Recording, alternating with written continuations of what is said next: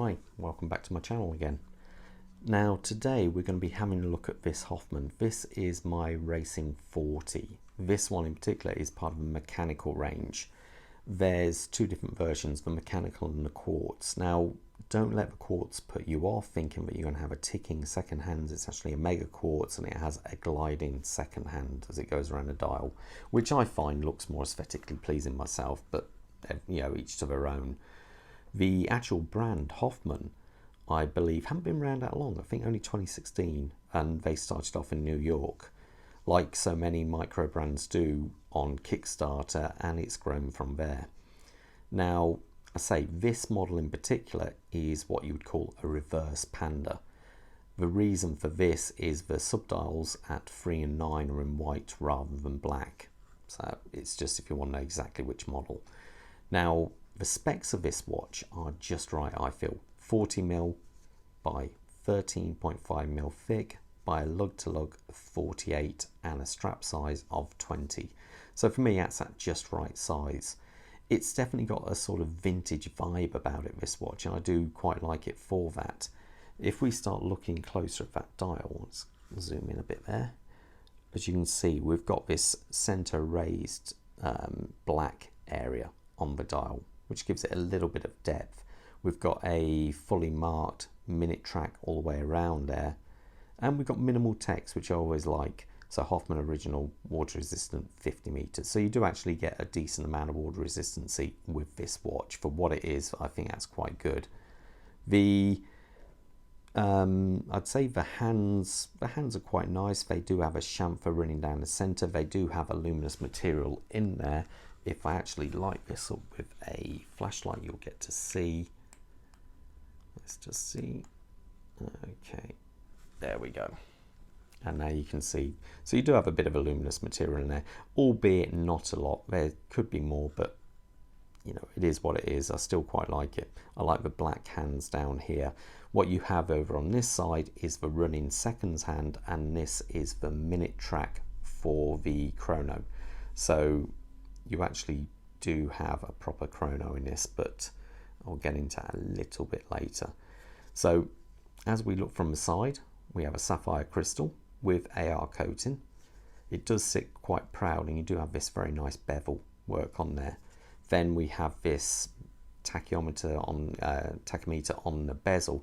I'm not quite sure what this bezel is. I think it's aluminium, and it does feel like a lot of paint on there with the markers, though I'm not 100% sure, but I do quite like it. As you start coming out from that, the case, it's okay. You've got a nice bit of polishing on the sides here, polished all around the bezel. You have a signed crown and the pushers at the pushers here for the chrono, and it is a very positive click. If I turn it on there, you do have a very positive, but that does help because there is a column wheel under there controlling the actual activation of the, let me zoom out, the activation of the chrono. If I take this off, I must make you aware I've got it on a NATO strap, but normally it does come on this sort of like alligator effect leather. It is actually not a bad strap. It is quick release. So if I pull this off, you can get to see the real heart of the gem of this watch, I feel. Let me just give that a little bit of a clean so you get a better view. There we go. And that's what I really like about this watch.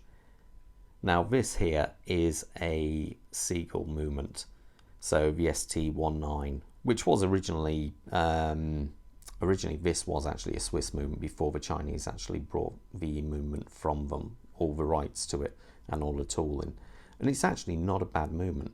As you can see down here, if I can, don't know if you can zoom in there, down here, that's your column wheel. So that is to activate and deactivate the stopwatch. So if I press it here, you should see. And that gives you your positive click there. I just think actually it's not a bad looking. I think it's quite a nice looking movement. On a watch of this price, I think it's actually, it just looks fantastic. I believe it is a sapphire case back on this. I'm not 100% sure, but I believe it is. And you can see this is a limited edition. Only 30 were made in this reverse Panda. I have in number 27 there. So you do have a screw down case back on here. And it's, yeah, it's, I think for, you know, it looks great. It really is a stunning looking movement. Now, it is a manual wind. As you can see, there is no rotor spinning round there, so it is a manual winder. So what you have to do is basically just turn this, and that will power up your watch. You're getting around about a 37-40 hour power reserve on this watch, and it beats at 3 Hertz at 21,600 VPH. So that means you're getting 6 ticks per second. Excuse me. So it's that, you know, that's acceptable. I don't mind that at all. I always prefer 4, but 3 I can live with.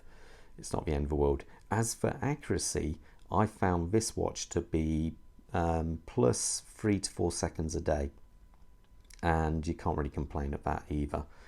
The overall, I think the watch is just, I like it. It's got real, I think there's something about manual wind watches which you can't help but kind of have more of an attachment for, because you have more interaction with them. If I put this back on the strap, I can actually put it on my wrist and you can get the idea how it looks.